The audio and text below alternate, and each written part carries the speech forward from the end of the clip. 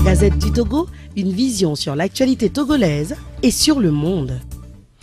Eh bien, messieurs, dames, bienvenue dans Actu Débat sur la 97.1. Et Actu Débat, donc la présentation est assumée par Eliklim Koka Dokano, la mise en onde par Rapi Kokouvi et Degwe. Actu Débat reçoit pour vous ce matin Rodrigue Aego, directeur adjoint du journal en ligne La Gazette du Togo.com. Il est correspondant de Radio Canal K. Et Radio Canal K, bonjour. Bonjour chers confrères, bonjour aux techniciens du jour, bonjour également à toute l'équipe de Radio Métropolis, sans oublier les fidèles auditeurs, et permettez-moi ici de vive voix d'adresser toutes mes condoléances à la famille Boupessi qui ce matin a reçu la visite de la mort. C'est cet esprit-là qui met fin à nos jours sur terre. Il a fait le choix aujourd'hui de prendre avec lui Soyaba Boupessi. Pour ceux qui ne le connaissent pas, il est fonctionnaire au port autonome de Lomé au niveau de l'administration bien sûr. Et il a été vice-président de la Fédération togolaise de football. Il a été candidat aussi à plusieurs congrès électifs.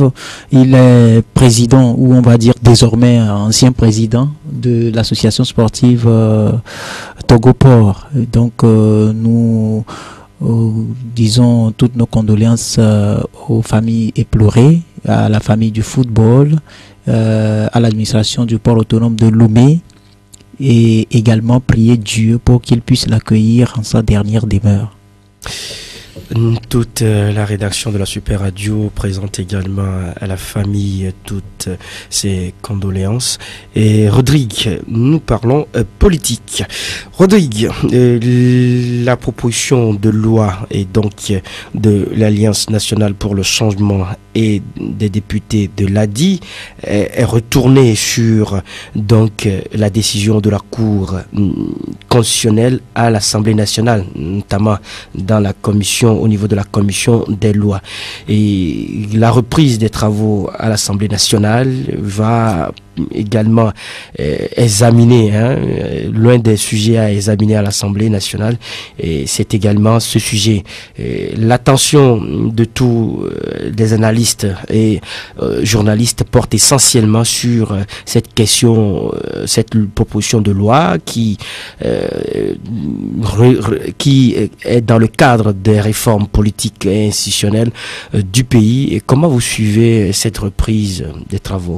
Ben sincèrement, sans vous mentir, je ne suis nullement attaché de cœur à ce retour de cette proposition de loi au Parlement, parce que vous savez, depuis l'école, on nous a si bien appris que les mêmes causes produisent les mêmes effets dans les mêmes conditions.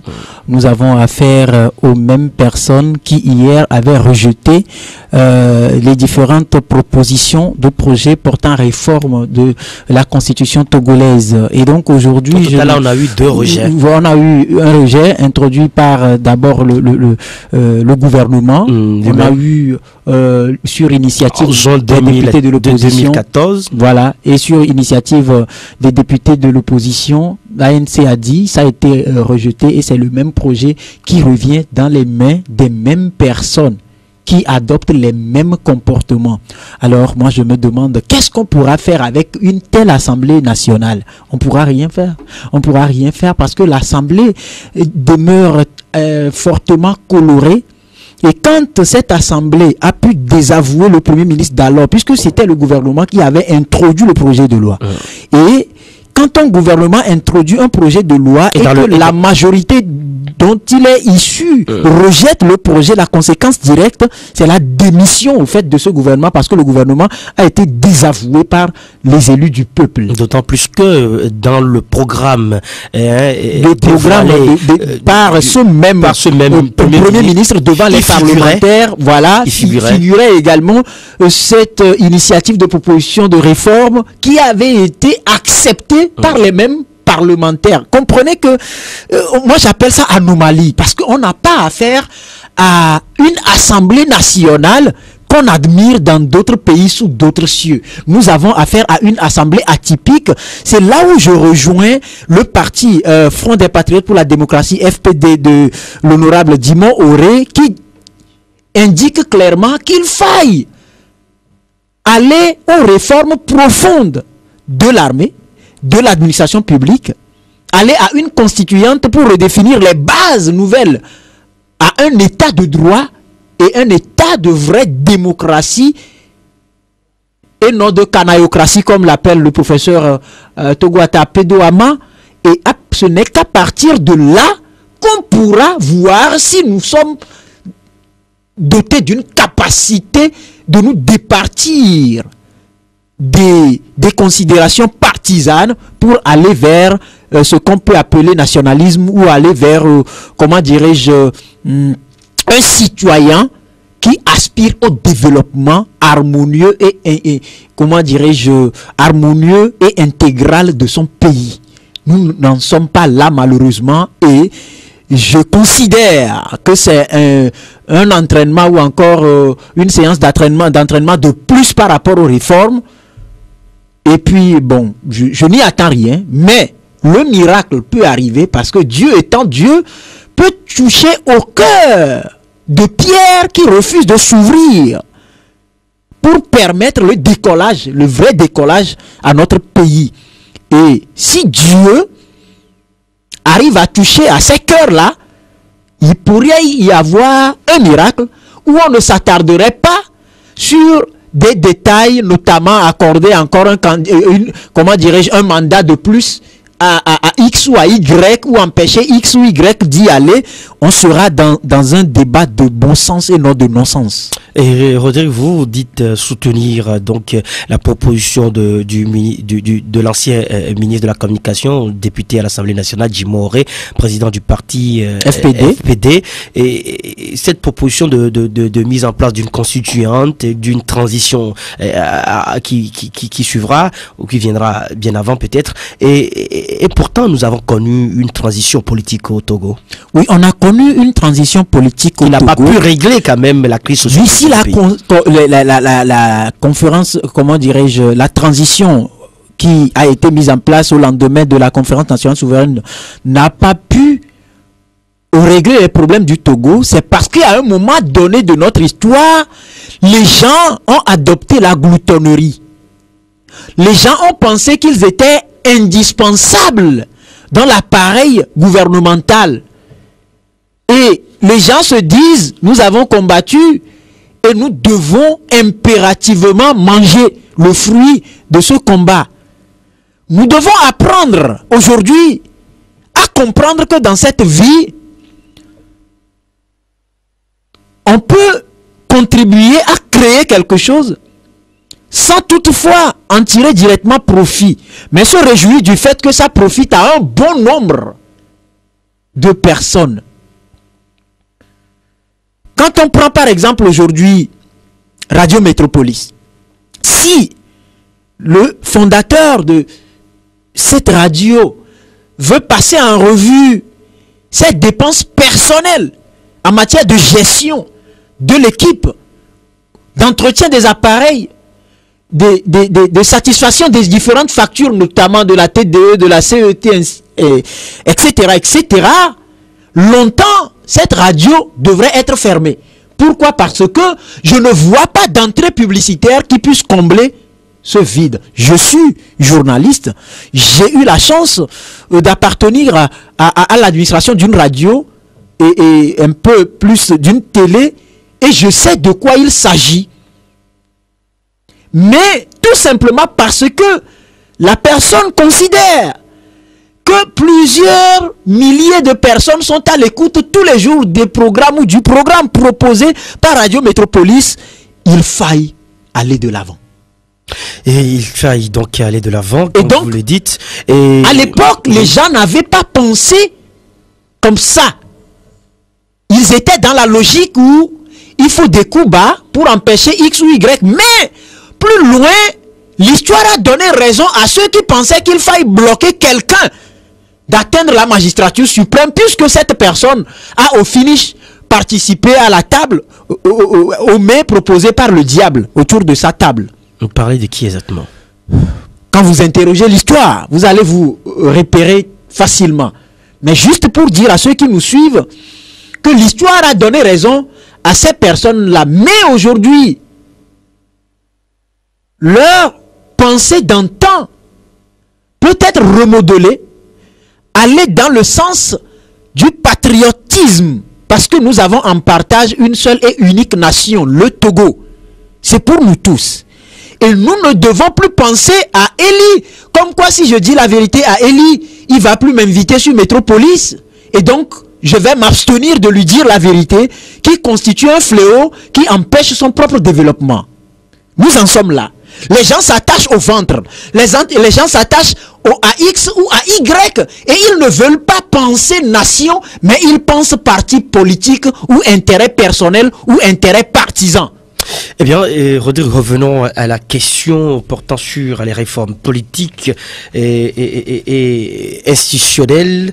Et vous le savez, le point d'achoppement, comme le disent beaucoup de personnes, la pomme de discorde, et la raison évoquée quand vous interrogez quelques autorités au niveau du parti au pouvoir, était de permettre à Fonia Singbe de briguer un troisième mandat, alors que dans la vie des députés du groupe parlementaire... Ce qu'il fait déjà. Ce qu'il fait déjà, oui. Dans la vie des députés du groupe parlementaire ANC et des députés a dit, il n'est pas tolérable d'accepter que Fonia Singbe puisse briguer un troisième mandat ou avoir briguer un troisième mandat.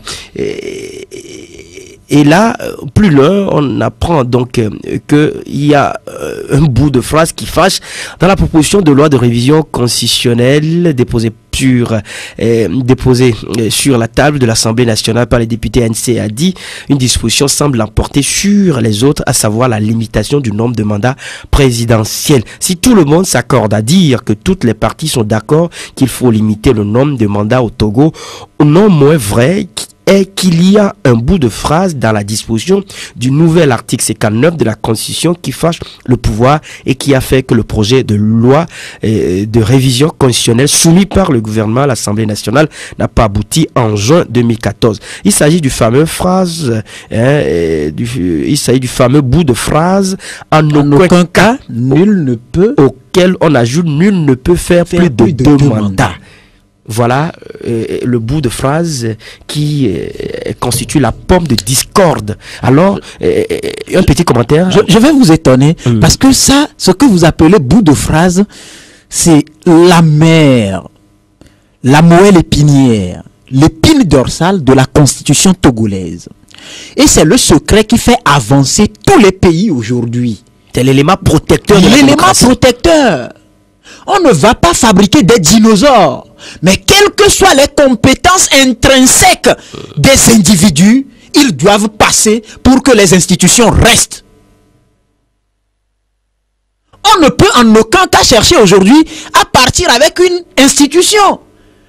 Mais dites-moi, paix à son âme, le feu général Gnassingbé Yadema, en décédant, a-t-il emporté avec lui le Togo? Ou Sylvanus Olympio, quand il a été criblé de balles, il a emporté avec lui le Togo? Non. Eli, là où vous êtes aujourd'hui, si après 5 ans, je sais que dans vos projections, vous ne vous voyerez plus à Métropolis dans 5 ans. Là, vous n'aurez pas avancé. Ou soit si vous devez y être, c'est peut-être un directeur ou un directeur adjoint. Là, vous avez avancé. Il faut apprendre à quitter les choses avant que les choses ne fassent le choix de vous quitter. Et ça, pour protéger ça comme principe, les législateurs d'antan, les constitutionnalistes, ces intellectuels, pas les intellectuels tarés que nous dénonçons aujourd'hui, ces intellectuels ou encore les pseudo-intellectuels qui viennent masturber les esprits avec des démonstrations absurdes, qui sortent de l'entendement d'esprits démoniaques. Non, je n'en parle pas. Je parle de ces intellectuels d'antan qui avaient compris qu'en aucun cas, nul ne devait faire au-delà de 2 mandats. Vous savez, qu'est-ce qui fait le développement d'un pays? Un président doit être comptable devant son peuple. Vous le sentez au Togo? Quand la loi fait obligation au chef de l'État d'aller devant les parlementaires, les députés, pour faire l'état de sa nation une seule fois l'an, ça fait 11 ans. Vous pouvez compter le nombre de fois que notre président s'est présenté devant les parlementaires? Non. Mais je vois à côté des présidents comme Patrice Talon, qui aisément, en dehors d'aller discourir devant les parlementaires, trouvent une tribune où il affronte plutôt les interrogations des journalistes ou de l'opinion. Ce n'est qu'en cela que vous comprenez que l'eau minérale X que vous offrez aux invités déplaise. Parce que pour vous, ça vous plaît, mais peut-être que ce n'est pas bon pour la santé du technicien. Vous ne pouvez en aucun cas lui imposer cela. C'est pour ça que la loi fait obligation de rendre compte. Parce que vous le faites, quand vous vous rendez compte, les gens vont aussi vous dire, ça nous avons accepté, mais ça nous ne l'avons pas accepté, nous ne l'avons pas aimé, parce que si, parce que ça. Nous ne sommes pas dans cette logique-là aujourd'hui. Et donc, laissez-moi vous dire que ce bout de phrase est très important. Et je ne vois pas pourquoi ça doit fâcher. Parce que nous ne sommes pas dans le monde des extraterrestres. Même dans les films fiction que nous suivons, dans le monde des extraterrestres, ils finissent par disparaître. Parce qu'il y a forcément un personnage qui vient et qui les balaie tous. Mais aujourd'hui, pour éviter de fabriquer des dinosaures qui n'existent plus malheureusement aussi parce qu'ils sont aussi partis, nous devons tous savoir que nous sommes appelés à partir tous les jours. Tout à l'heure, nous avons souhaité nos condoléances à la famille Boupessi parce qu'il est parti. Mais il y aura forcément quelqu'un qui va faire plus que lui. C'est pour ça que nous sommes appelés tous les jours à être des humains. Des humains.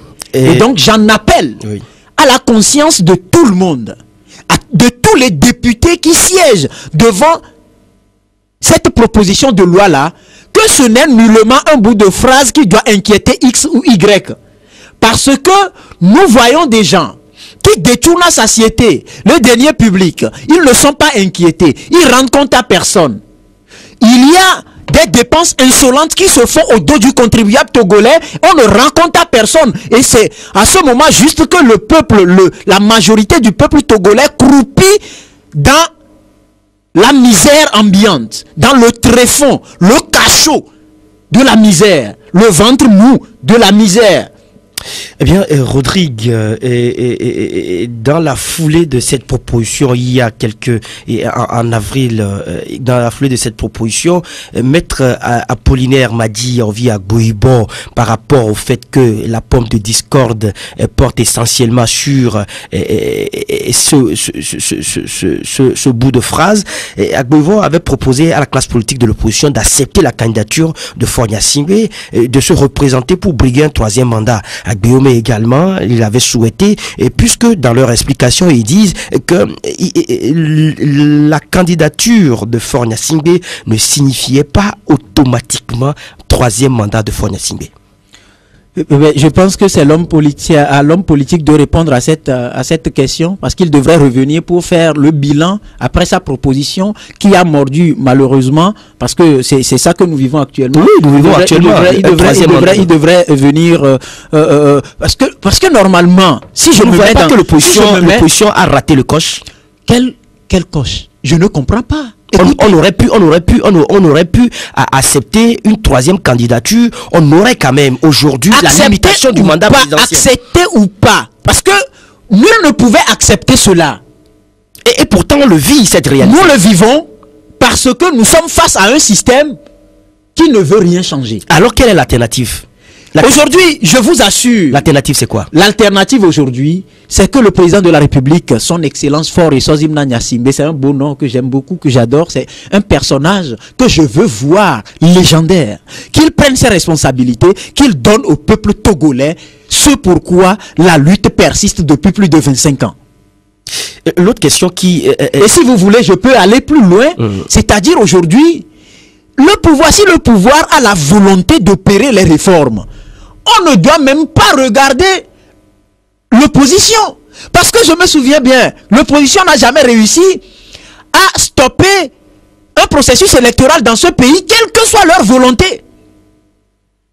Ce qui voudra dire que c'est l'appareil gouvernemental, c'est le système RPT uni, incarné aujourd'hui par la personne du président Faure Gnassingbé, qui tient la manette. Alors, si réforme doit y en avoir, on n'aura pas besoin de dialogue. On n'aura pas besoin de faire des gymnastiques. Il suffit juste de prendre son courage à deux mains, parce que je l'ai apprécié lorsqu'il avait pris son courage à deux mains pour dissoudre le RPT. Même si, finalement, je considère ça comme un folklore, parce que chasser le naturel, il est revenu au galop. Et cette proposition cette proposition de loi continue toujours pas à susciter des réactions. Et le président du comité d'administration du collectif des associations contre l'impunité au Togo, CACIT, Aspero Maoulé, déclarait sur un plateau de télévision, que s'il doit donner une chance à la proposition de loi ANC a dit d'aboutir à une loi de la République, ce sera 0 sur 100. À cause du fameux bout de phrase qui fâche, et d'ajouter que l'Assemblée nationale à majorité unie va vouloir casser cette proposition de loi qui, une fois votée, écarte le président du parti majoritaire Faure Gnassingbé. Et est-ce que l'opposition ou les proposants de cette loi, est-ce qu'ils n'ont pas aujourd'hui le devoir d'apporter une certaine nouveauté à cette loi? Je ne sais pas ce que vous mettez dans nouveauté. Vous savez, aux États-Unis, parce que vous l'avez dit tout à l'heure, vous l'avez dit tout à l'heure au début de l'émission, que les mêmes causes produisent les mêmes effets. Et j'ai expliqué pourquoi je l'ai dit. Et donc, cette loi, cette proposition de loi renvoyée par la Cour constitutionnelle à l'Assemblée nationale, c'est de la manipulation. C'est de la manipulation. Parce que la Cour constitutionnelle ne voudrait pas qu'on dise qu'elle n'a pas dit le droit. Vous comprenez? Mais avec assurance qu'une fois là-bas, il y a des gens là-bas qui vont faire ce qu'elle autre devrait faire ici. C'est-à-dire dire non, ce qui ne cadre pas avec le droit. Mais là-bas, quand le folklore ou la forfaiture sera commise, on dirait que c'est de droit parce que ce sont les parlementaires et il faut que la majorité. Et si l'opposition je reviens toujours sur ma question, et si l'opposition a apporté à cette proposition de loi une certaine nouveauté? Qu'est-ce que ça dépend de ce que vous mettez dans nouveauté. Nous parlons d'une constitution, qu'on mette entre griffes, l'actuel président de la République peut rester ad vitam dans le pouvoir. C'est ce que vous voulez? Je ne vois pas pourquoi on reste focalisé sur la personne du président de la République, Faure Gnassingbé. Je ne vois pas. Mais nous parlons de tous les présidents qui vont défiler après lui. C'est une constitution. Et on ne masturbe pas une constitution d'un pays comme ça à volonté. Alors nous resterons toujours dans l'actuelle situation. La situation ne va pas changer. Si le pouvoir ne prend pas conscience des dégâts que cause cette façon de gérer un pays, une nation, nous serons malheureusement là. Mais ça craint, je crains. Parce qu'aujourd'hui, la majorité des Togolais meurent de faim. Allez à l'intérieur du pays, les gens cherchent de l'eau potable, ils n'en trouvent pas. Vous savez pourquoi les autres pays avancent? Un président qui vient avec un programme, au bout de 4-5 ans, la durée de son mandat, il fait l'état des lieux au peuple et quitte au peuple de choisir, parce que le peuple a le choix. Aujourd'hui au Togo, le peuple togolais n'a pas le choix. Le peuple togolais prend simplement ce qu'on lui sert devant un fait accompli. Le peuple togolais n'a pas le choix. Sinon, dites-moi, depuis quand, dans quel pays vous avez entendu parler de cette histoire de recyclage des ministres, tout et tout? Non, non, non. Quand on prend un ministre qui est incompétent, on le vire, on prend quelqu'un d'autre. Il y a des séminaires gouvernementaux. Oui, mais ça dépend. Ça dépend quand il s'agit par exemple d'expliquer quelque chose. Mais en matière de compétences, Elie, soit vous êtes bon pour le micro, on vous prend, vous n'êtes pas bon, vous allez au garage quelque part parce que votre compétence sera valable quelque part. Vous n'allez pas vous imposer pour parler dans un micro. Vous voulez être un bon artiste, votre voix vous trahit, soit vous allez à l'apprentissage quelque part, mais ce n'est pas à l'État de vous tailler votre voix. C'est pour ça que on choisit selon sa compétence. Et quand vous venez, vous avez un cahier de charge que que vous devez satisfaire. Et si, au bout d'une période, on se rend compte que vous êtes incapable de satisfaire à 5% votre propre programme, vous êtes limogé et on prend quelqu'un d'autre. C'est aussi facile comme l'eau de roche qui coule. Eh bien, Rodrigue, la proposition de loi des députés ANC a dit est retournée donc à la commission des lois au Parlement et après cela, ça passera donc à la plénière.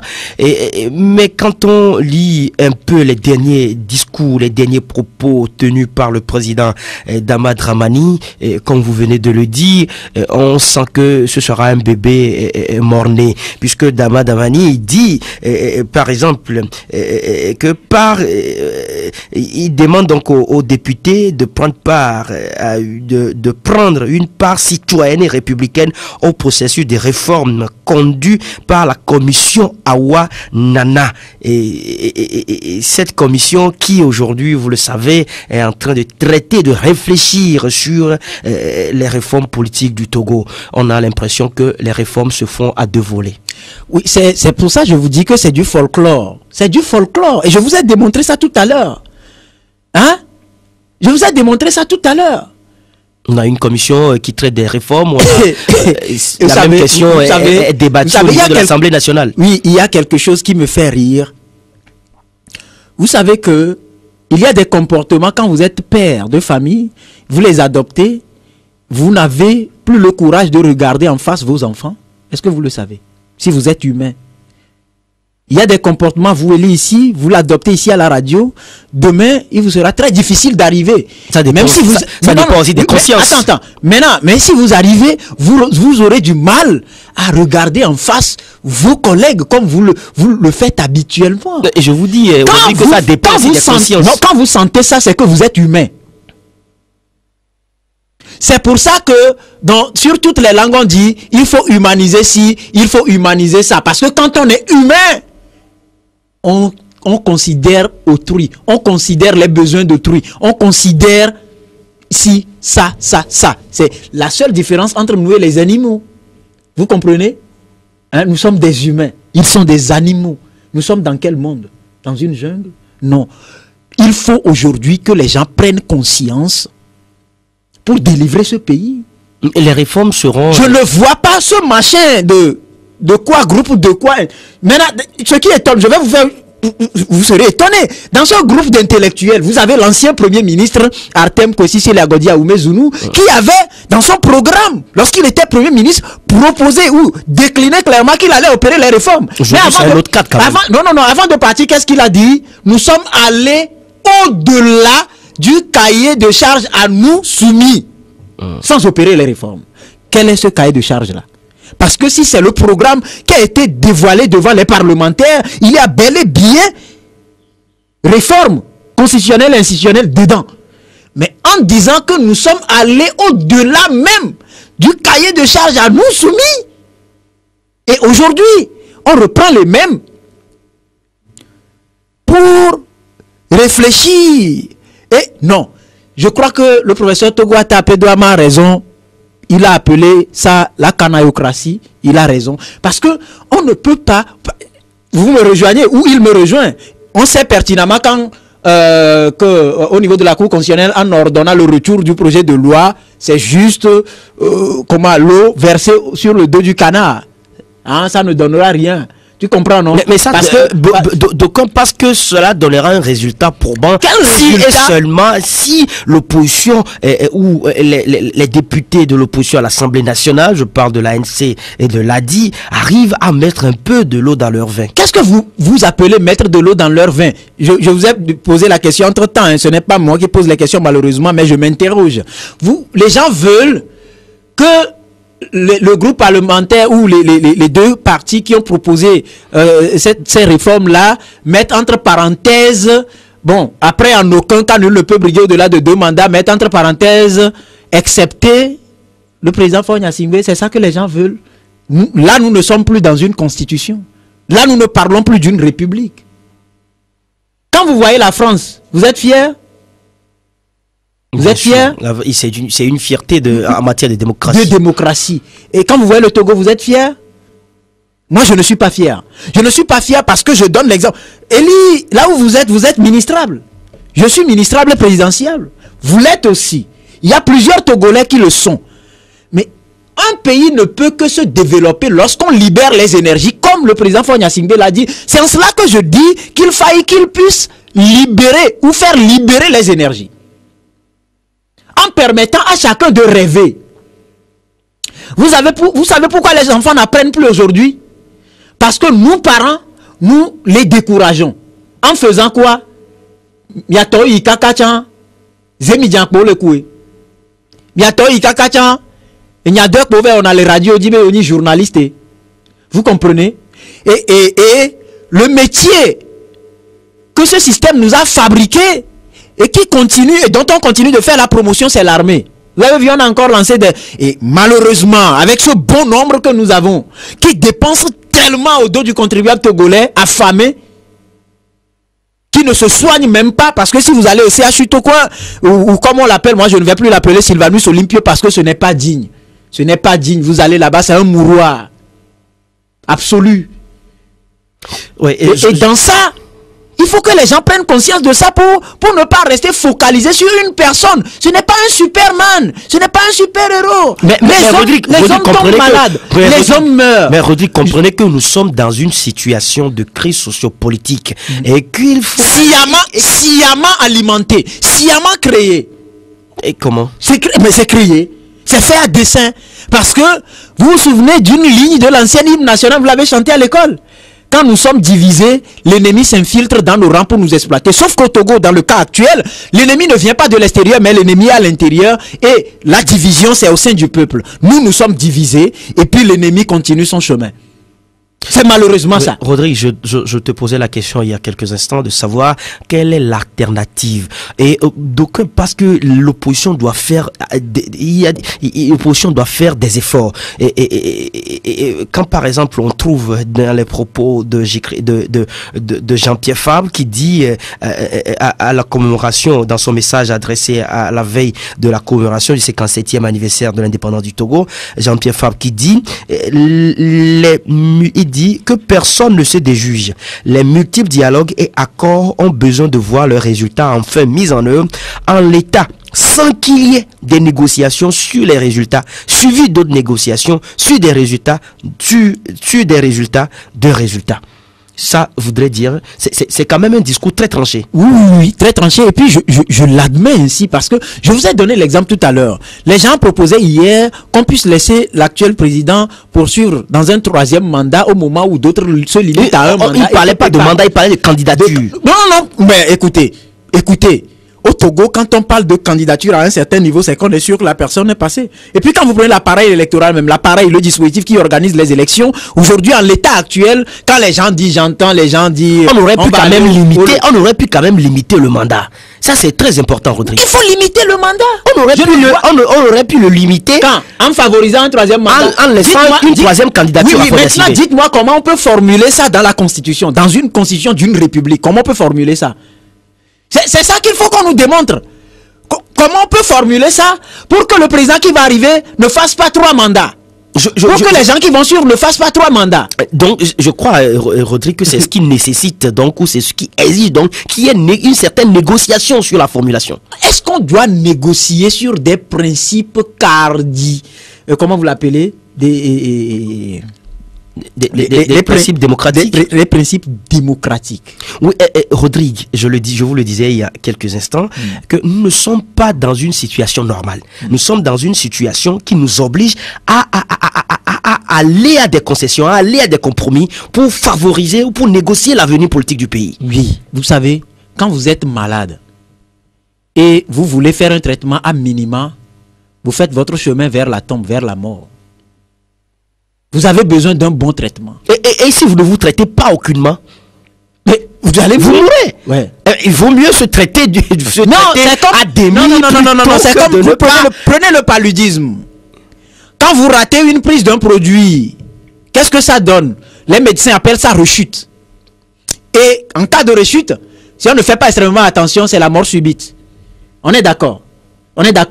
Qu'est-ce qu'on veut aujourd'hui pour ce pays? Moi, je veux que mon pays soit soigné, mon pays soit en bonne santé. Je veux que cette maladie qui qui perdure, qui est en train d'enfoncer notre pays dans le cachot du désespoir, qui est en train de décimer notre population, qui est en train d'arracher le mieux-être aux populations togolaises, qui empêche le Togolais de rire, qui empêche le Togolais de manger proprement 3 fois par jour, qui empêche le Togolais de trouver l'eau potable. Je veux que cette maladie soit guérie.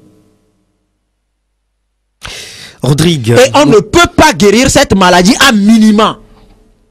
En tout cas, le projet de loi est donc retourné à l'Assemblée nationale et est en commission et passera très bientôt à la plénière et chacun jugera de ce qui sera sorti de cette plénière. Et à Djamagbo Johnson, Brigitte, elle pense que si le pouvoir de Fonia Singbe ne saisit pas cette opportunité, cela veut dire qu'il est décidé à mettre le pays à feu et à sang. Et c'est ce que nous ne souhaitons pas du tout pour le pays. Et Rodrigue, nous passons très rapidement à ce séminaire gouvernemental qui est organisé donc par le gouvernement togolais qui est suivi par celui des directeurs de cabinet des secrétaires généraux. Et le premier ministre, Selom Klassou, disait donc à propos de ce séminaire qui porte essentiellement sur le thème transformer la gouvernance et l'administration publique au Togo pour la mise en œuvre de l'agenda 2030 pour le développement. Il a déclaré donc que cette séance s'inscrit dans la continuité de l'engagement officiel de notre pays dans la mise en œuvre des objectifs de développement durable. Plus loin, il dira donc il va exhorter donc les ministres à des résultats innovants permettant de nourrir l'action pour transformer la gouvernance et l'administration pour un développement durable à la satisfaction totale de nos populations. Et quand on fait une première analyse de ce séminaire, cela voudrait signifier que il y a un constat qui est fait par rapport à une certaine lenteur, par rapport à une certaine inefficacité et qui a obligé à ce qu'on puisse aller à des séminaires, à de telles initiatives pour renforcer la capacité des ministres. Cela s'impose. Je crois que j'avais déjà donné mon point de vue très brièvement. À un certain niveau, oui, très brièvement, parce que je le dis, vous avez vu en France ce que ça a donné dans le casting pour avoir le gouvernement. C'est un casting qui suscite des commentaires, mais pas dans la négativité, mais dans la positivité, parce qu'on connaît les compétences des gens. Être ministre ne se décrète pas, au fait, normalement, puisque on vous prend sur la base de vos compétences. Vous pouvez être aussi compétent que ça, et pourtant on pourrait renforcer votre capacité quand il s'agit de la question de la gouvernance publique. Vous savez, c'est ça qui fait que les gens nous tambourinent les oreilles tous les jours pour nous dire que tel ne peut pas gouverner, tel ne peut pas être président au Togo, tel ne peut pas être ministre, tel ne... Non. Vous savez, le leadership, c'est une culture. Pouvez-vous me dire si, au lendemain de ce séminaire, les ministres vont éviter de voyager ou de sortir les véhicules de l'État les week-ends parce que c'est interdit? Moi j'en vois. Si c'était pour une cause. Sauf que une cause car par exemple on perd un membre de sa famille, c'est le véhicule de l'État. Les gens, il y a des ministres qui célèbrent l'anniversaire ou les réceptions d'anniversaire de leurs enfants dans les hôtels de l'État. On a ruiné tous les hôtels de l'État. J'en sais quelque chose parce que j'ai eu à scruter dans ce secteur-là. Aujourd'hui, vous avez par exemple des ministres qui ne se présentent même pas dans leur ministère. Vous avez par exemple des ministres qui ne s'y connaissent pas dans leur portefeuille. Vous pensez que c'est ce séminaire qui va leur donner la compétence? Non, c'est pour ça que je dis, vous êtes compétent, oui, vous restez, vous n'êtes pas compétent, on vous déguerpit, on vous balaye, on vous remplace par quelqu'un. Vous pouvez être utilisé quelque part. Nous ne pouvons pas tous être ministres. Donc dites-moi, depuis que les gens qui ont commencé le premier mandat en 2005 avec Fonia Singbe, qui sont toujours dans le gouvernement, vous voulez me dire que c'est ce séminaire-là qui va les recycler, qui va leur permettre de corriger ce qu'ils n'ont pas pu faire en 11 ans, 12 ans, 13 ans? Mais dites-moi, je ne comprends pas. C'est pour ça qu'il faille aller à la décentralisation pour permettre aux gens d'aller à l'apprentissage depuis leur localité. Vous avez vu dans les ministres, on vous dira tel a été maire de tel, et le premier ministre français. C'est un maire, non?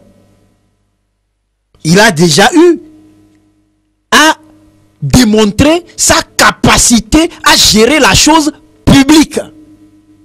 C'est pour ça qu'on l'a pris. Alain Juppé l'a d'ailleurs félicité. Voilà.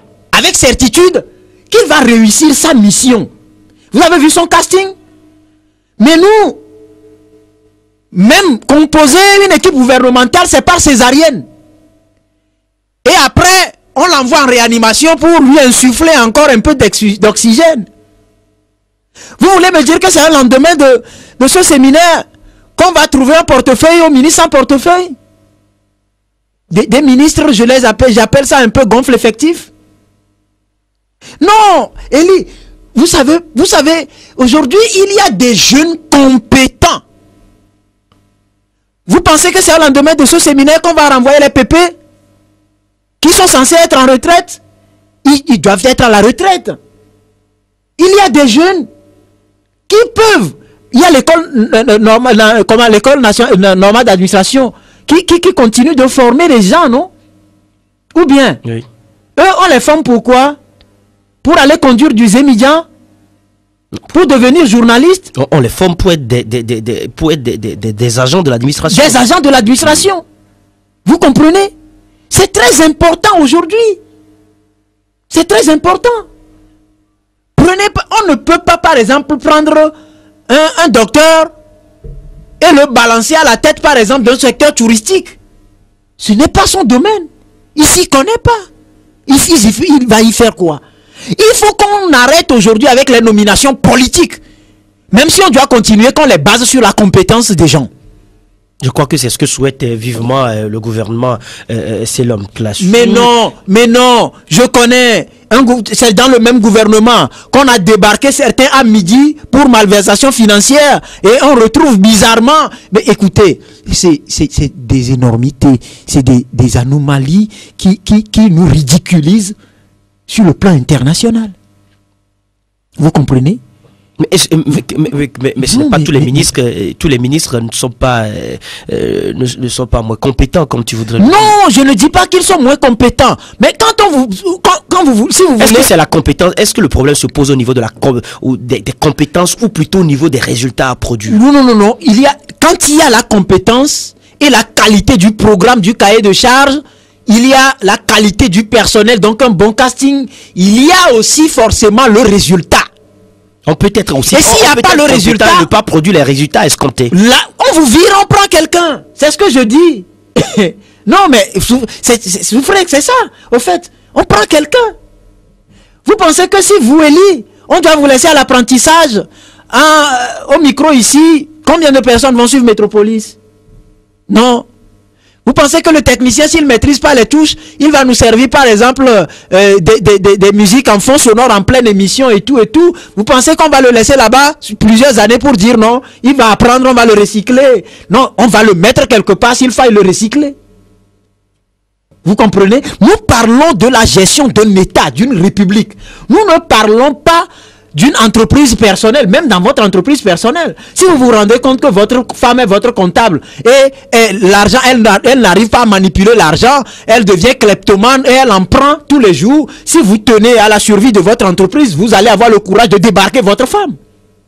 Vous la virez de là. Mais avec la manière, pour qu'elle comprenne que elle est en train de faire effondrer l'immeuble qui va porter la famille sur plusieurs générations. Et elle va comprendre. Juste un exemple. C'est pour vous dire que aujourd'hui, au Togo, prenez par exemple des ministres qu'on cite régulièrement dans les malversations financières. Mais si vous êtes ministre, vous dites, au bout de 6 mois, j'ai apprécié le courage de Gilbert Fossou-Moubo. Il nous a dit qu'en 6 mois, il va solutionner la misère des Togolais. Mais du discours, du discours à l'action, il a compris qu'il ne pouvait rien parce que il y a des super ministres qui ne le considèrent même pas, qui ne rendent compte à personne. Et il a démissionné. Pour une première fois, quelqu'un a démissionné. On cite les gens, prenez Dominique Strauss-Kahn. Quand on l'a cité dans cette affaire, lorsqu'il était encore à la tête du FMI, qu'est-ce qu'il a fait? Il s'est éclipsé. C'est des principes de démocratie. C'est comme ça. On ne va pas l'inventer. Ça s'impose naturellement. Ça s'impose. Parce que si vous-même vous respectez, vous devez vous mettre à la disposition de la justice pour régler le problème qui vous accable. Et quand vous allez finir, si vous êtes condamné, vous êtes obligé de purger votre peine. Et si vous n'êtes pas condamné, imaginez, il n'y a pas procès, mais on a inculpé des journalistes dans ces genres d'affaires. Sans mener des enquêtes pour dire non, c'est pas fondé, oui, c'est fondé, et prendre les dispositions, les décisions qui s'imposent. On ne peut pas continuer comme ça et espérer un développement du Togo. Prenez des programmes comme pilote depuis plus de 10 ans qui ne produisent aucun résultat, mais on ne fait pas le diagnostic. Et les diagnostics sont faits. Et quand vous voyez, il y a des rapports quand même au niveau des ministères sur les projets. Est-ce que vous savez quand même qu'il y a des rapports qu'on ne publie pas tout simplement parce que ça démontre les faiblesses de l'appareil gouvernemental? Je crois que c'est là où se pose le problème. Ces rapports, normalement, devaient être publiés. Et pourquoi c'est pas publié? Vous vous rendez compte? Non, c'est comme ça. C'est-à-dire que... On a l'impression aussi que les populations ou les citoyens faillissent à leur devoir de contrôle citoyen de l'action publique. Non, contrôle citoyen, on va faire quoi? Contrôle citoyen, on va faire quoi sans la loi? Sans le droit qui nous protège? Parce que ça ne nous protège pas. Ça ne nous protège pas. Combien de Togolais ont aujourd'hui le courage d'aller se plaindre? Tout citoyen togolais a le droit de demander un certain... sur papier, oui, mais dans la pratique, je dis non. Dans la pratique, je dis non. On a comme l'impression... C'est pour ça d'ailleurs qu'on veut tailler la constitution sur mesure d'une personne et non de l'ensemble de la nation. C'est vous qui le dites. Pour me permettre à moi, Rodrigue, aussi d'être candidat demain si j'aspire à gouverner, à diriger ce pays. Vous comprenez? Écoutez, chers confrères, chers auditeurs, notre pays a besoin d'un sursaut d'orgueil. Mais quand on vous appelle, on vous dit, Élie, venez, on va vous nommer, par exemple, ministre des Travaux publics. Si vous n'êtes pas technicien, vous devez être sincère envers vous-même et dire non, ce n'est pas mon domaine. On peut ne pas être de ce domaine quand même parce que si vous n'êtes pas, le travail qui se fait au niveau des ministères est généralement fait par des secrétaires généraux et avec une équipe de techniciens. Oui, mais dans les pays où on fait ça, dans les pays où on le fait à cœur ouvert, dans les pays où on fait ça à cœur ouvert sans considération quelconque, partisane ni politique, on fait forcément le bon casting.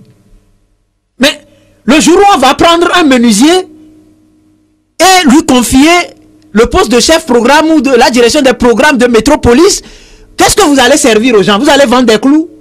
Ou vous allez envoyer des marteaux aux gens? Mais non, souffrez qu'on dise la vérité aux gens. En tout cas, Rodrigue, nous espérons que ce séminaire gouvernemental traitera de tous ces problèmes et verra ce que le travail soit bien fait. Le Premier ministre l'a d'ailleurs dit et il cherche à avoir des propositions, des résultats innovants qui doivent permettre donc de nourrir l'action pour transformer la gouvernance et l'administration pour un développement durable à la satisfaction totale de nos populations. C'est ce que nous leur demandons d'ailleurs.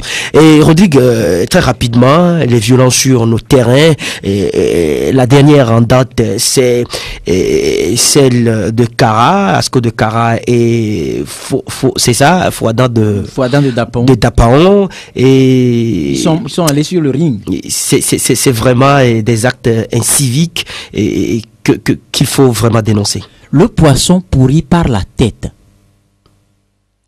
et la violence se nourrit de l'impunité, ou l'impunité se nourrit de la violence, ou si vous voulez, la violence c'est la conséquence directe de l'impunité. Si les gens savent que quand je fais ceci, quelle que soit mon appartenance politique, je serai jugé comme l'autre, et que ça se démontre effectivement, il n'y aura pas des super Togolais. Aujourd'hui, vous avez comme l'impression qu'il y a des super Togolais. Mais on a pu, quand même, le comité de discipline de la FTF a puni très récemment ces genres d'actes.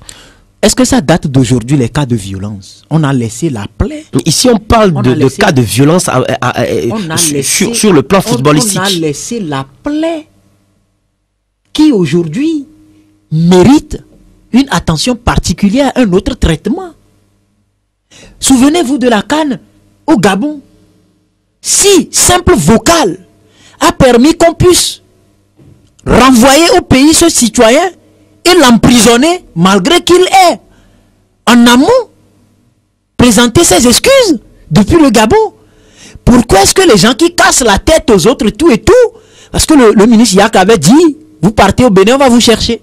Mais Rodrigue, les gens ne partent pas au Bénin, ils sont là, on ne les cherche pas. Mais Rodrigue, on punit pour diffamation. C'était une diffamation, c'était des propos diffamatoires. C'est pour ça que je dis que j'ai comme l'impression que le droit est taillé sur mesure, protège certains au détriment d'autres. Ça doit protéger tout le monde, ça doit nous protéger tous. Vous comprenez? Et puis, il y a aussi cette lenteur dans le traitement de ces genres de cas au niveau de la Fédération togolaise de football, du moins au niveau des commissions. Parce que une violence qui a lieu aujourd'hui à la 23e journée ne peut pas rester non réglée jusqu'à la 24e, 25e journée. J'ai dit qu'on avait franchi le Rubicon dans ce pays lorsqu'on avait donné le prix de fair play à ces massifs de Sokodé qui étaient venus battre à Gaza, ici à Bossimé.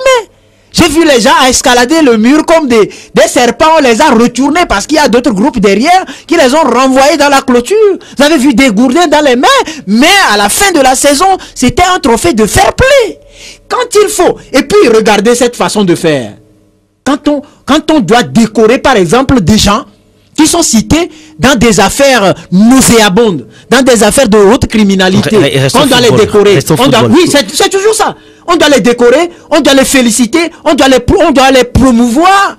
Mais pourquoi est-ce qu'il ne serait pas facile à n'importe quel kidam d'aller tuer, d'aller blesser, d'aller violenter pour être décoré, pour être promu? Ouais. J'ai dit tantôt que le poisson pourrit par la tête. Et ces cas de violence ont forcément leur cause quelque part. Il y a aussi des considérations politiques. Vous n'êtes sans savoir que aujourd'hui dans nos quartiers, dans nos villes, dans nos régions, dans nos préfectures, dans nos cantons, nous ne sommes pas tous souriants l'un envers l'autre. À cause de la politique. Sur le terrain, on peut se régler des comptes. Mais les gens transportent tout sur le terrain. Les gens transportent tout sur le terrain. Vous comprenez? C'est très important. C'est des aspects qu'on ne doit pas minimiser.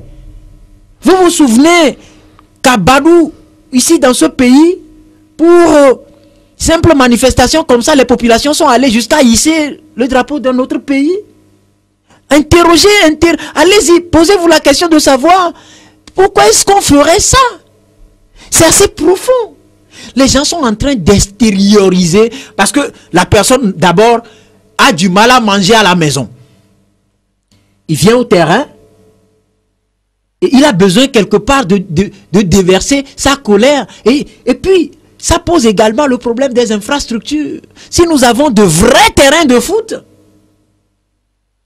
et où tout est bien organisé, on peut rapidement identifier ces auteurs-là. Et quand on les identifie, on les punit de façon équitable.